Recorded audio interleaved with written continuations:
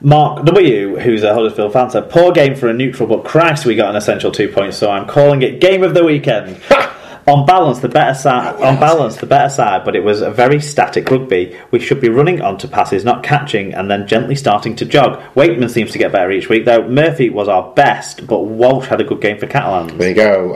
Mal Kamatios, who got in touch and said, Kit Karma, good cause, charity, good cause, Marvel, bad cause. Alan Walker said, which character were they meant to... I was trying to work out which bloody character they were meant to... Are they meant to be Iron Man? Yeah, the Catalans, yeah. Didn't it look anything like Iron Man? Well, I think they made it whiter. Yeah. They lost me. I like the Giants charity kit for the Ronan Costello. I much prefer the charity kits to the Marvel ones. Much prefer them.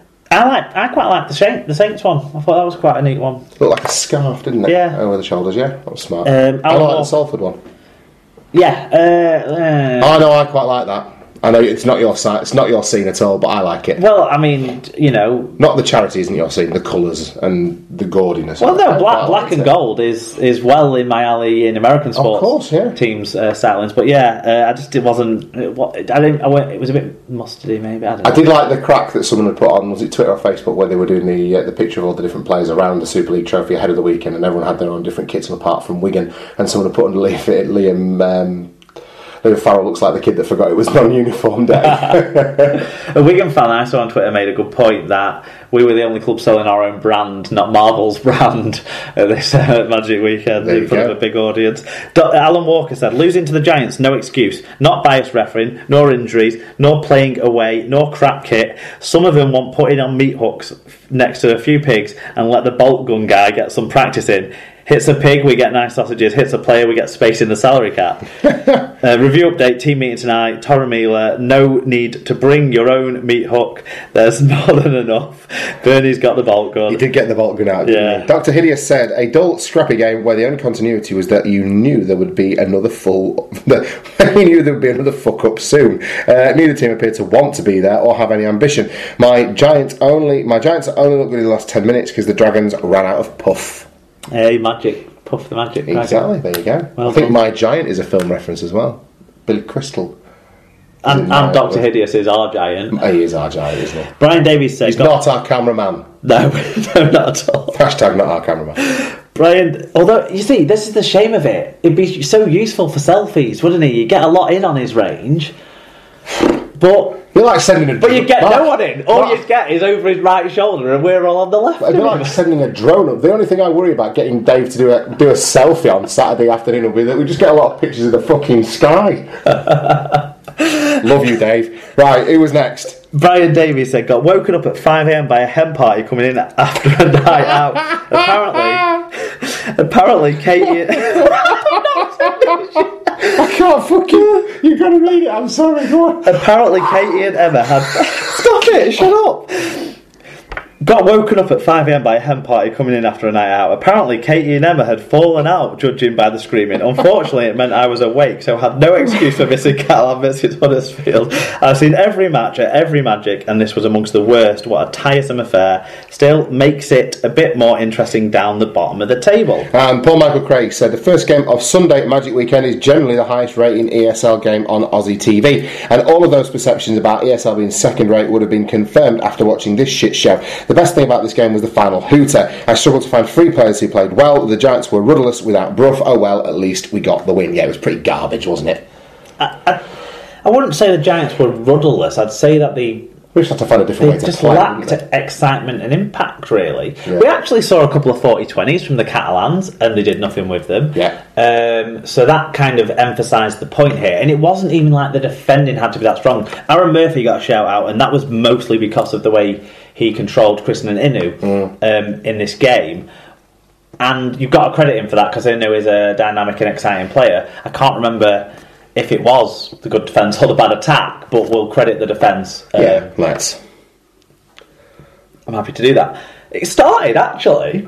Come on, Richie Miles' try was cracking, wasn't it? It got off to a positive start. Catalan forwards were meeting the line well, poking the noses through, getting offloads away. It was when those offloads didn't get into Richie Marler's hands and just found the floor consistently, or weren't supported anymore, or which happened after 10 minutes, that Catalans then just fell out of the game.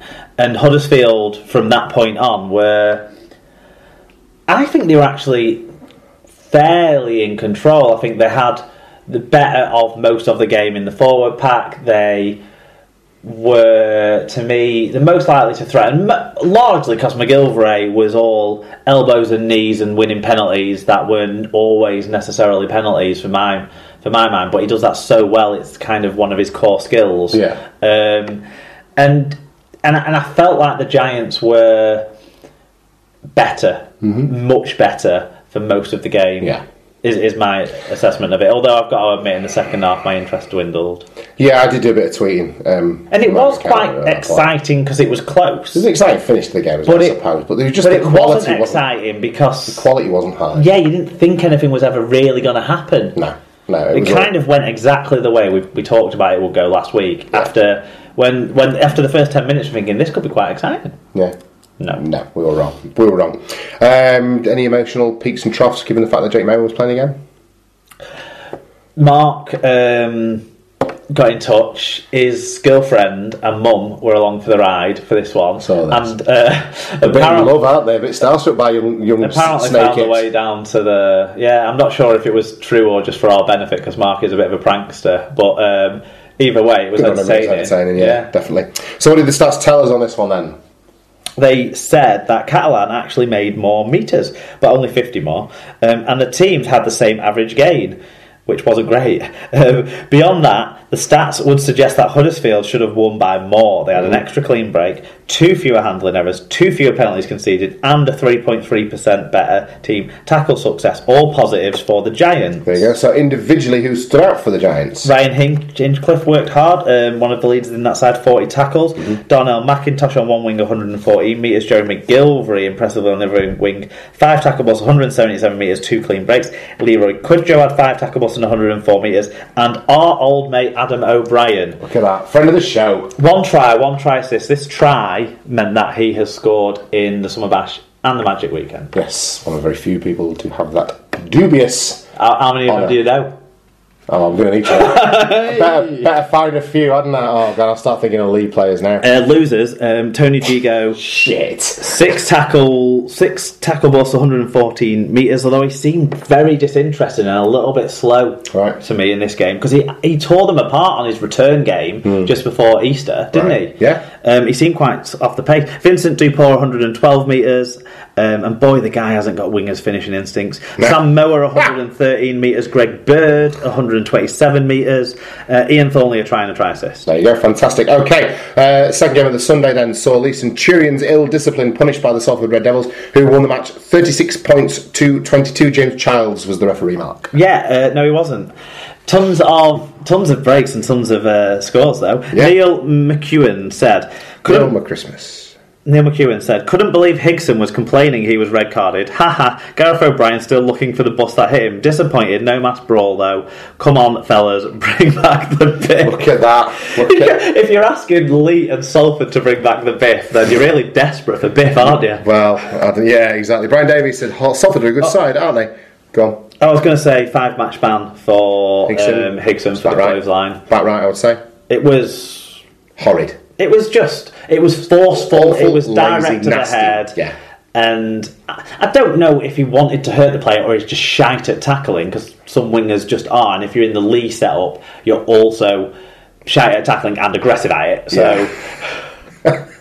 You've got all the aggression and none of the execution. Yeah. No, I suspect it's the latter. It was good to see them making friends over Twitter, though. Gaz O'Brien tweeting out, no hard feelings. Yeah. And him doing that. But at the end of the day, it was at best, it was a lazy tackle that went badly wrong, and at worst, it was sort of fairly typical mindlessly aggression, which should be punished. Okay, Brian Davies said Salford are a good side, aren't they? Ben Murdoch-Masilla is a beast when he gets going, and he really got into that Lee defence. The high tackle was a beaut.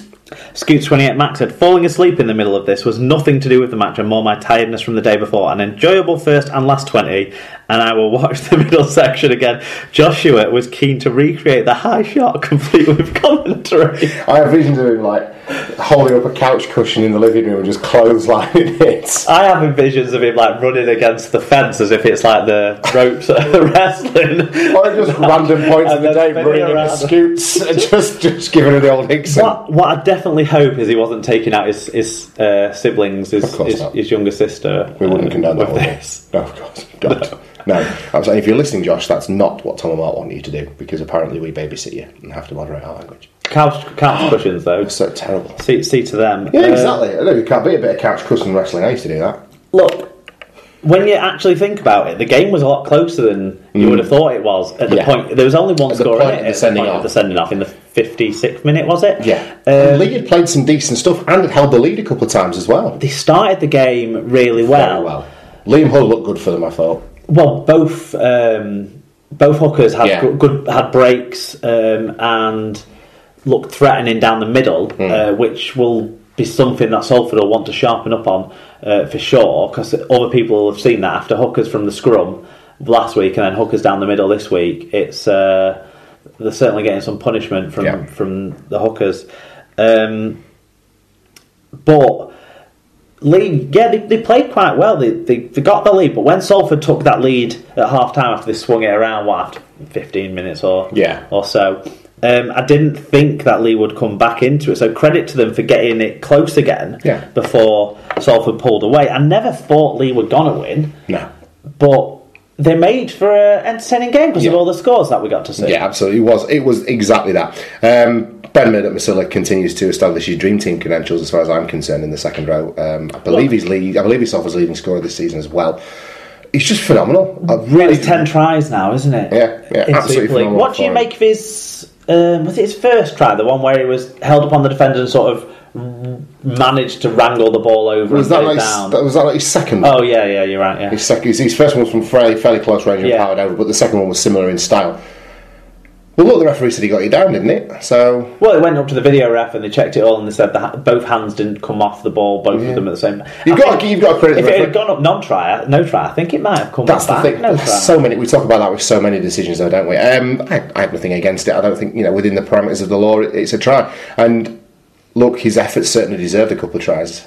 And you know what? We talk a lot about golden left edges, and I know, spoiler alert, there's some chat of that coming up in the next game. But if we're talking about the best right edge in the league this season, it's certainly Salford's. Their fullbacks seem to get into the play on that side very well, whoever it might be, O'Brien or Eveld. O'Brien, if anything, seems to favour the right-hand side, which is unusual for players with the usually dominant right-handed player type situation. Maybe he's a cack-handle like me.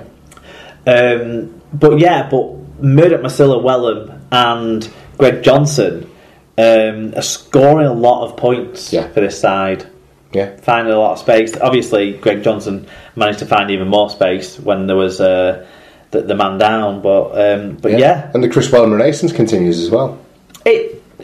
He's been outstanding, hasn't he? You've got to say that. Yeah. He's been. Well, considering like we talked about him last week, and as you pointed out, he wasn't in the squad. He wasn't in the team at the start of the season. He's taken his chance and he's held on to his position. Well, he did a very, very good job. He missed the first game, but of all players who've played more than double figures, he's I think in the top 3 in win percentage for his team. So he's for Salford what Kirk Geeman was for Hull last year in a way, a sort of more experienced player in a difficult position to be impressive on both sides of the ball, and he's done that, very much so done that. He certainly has. What did the stats tell us on this one though? Tell me about indiscipline at some point, I hope.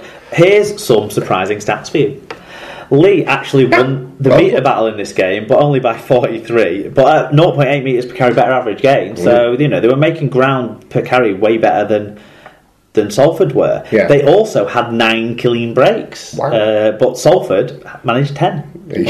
So they lost that count, but very high counting breaks. Finally, Lee had a 1.5% better team tackle success and more than twice as many successful offloads as Salford. There you go. But Salford's game plan doesn't necessarily necessitate offloading because it's more about running stronger, harder, faster, getting quick play of the balls, isn't it? Mm-hmm. However, in a similar tale for Lee, it was errors 15-8 and discipline 10-7, penalty count and that red card that went against them. Salford, it should be noted, have the fewest handling errors of any side so far this year. Under 10 again in this game, and that is something underpinning their great run. It certainly is. Individually then, who stood out for the Red Devils? Greg Johnson, 2 tries, 7 tackles, 128 metres, 3 clean breaks. Ben Murdoch-Masilla, 2 tries, 6 tackles, 2 clean breaks. Chris Wellen with a try, 2 try assists. Junior Stout, a try assist, 116